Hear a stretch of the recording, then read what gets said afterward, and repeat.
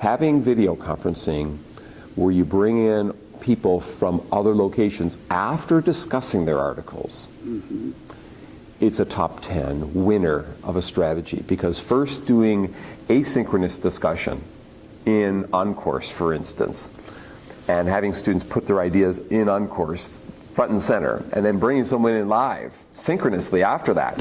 Oh my God. The interaction, the engagement. I had faculty members sometimes walking by the classroom, sitting in the classroom to see what's going on. Faculty members never come in my class, but with video conferencing where it's very interactive and engaging like that, that happens. And so that's why I rank this combination. You got people who are pushing new initiatives out around the world. It's not just, again, talking about local things, but they're talking about what's happening in regions of the world that are extremely important. They can represent multiple strands of activity within the field, within one conversation. That's extremely powerful. That's something that people want to walk away with and to say, wow, I got something from Dr. Bug's class. I'm going to recommend this class to you. You'll get these people coming in. You won't just be hearing from him. You won't just be reading the research. You're going to hear from the people in the trenches who have just come back from Tanzania or come back from Nepal or whatever with their own research, and they're going to add that spice of currency to the class, excitement to the class, energy to the class.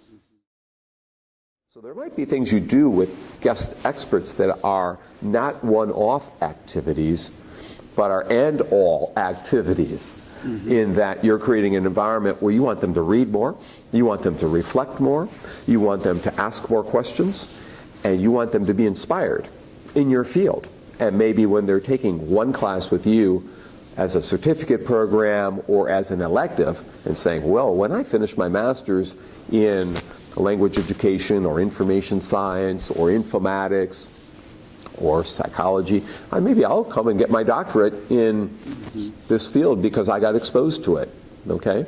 Or that, you know, as an undergraduate, I'm taking a one-off class and there's these guests keep coming in every week, and now I'm saying, wow, maybe I need to, there's a lot happening in this field. As an undergraduate senior or junior, I'm saying, well, how about a master's degree? Because I can see a lot of job opportunities now, because I felt that person. There's almost an apprenticeship process that can happen, or a community that of practice or of learners that can happen when you expand beyond instructor lectures, when you include others around the world into your class. You open students' eyes up to that world community.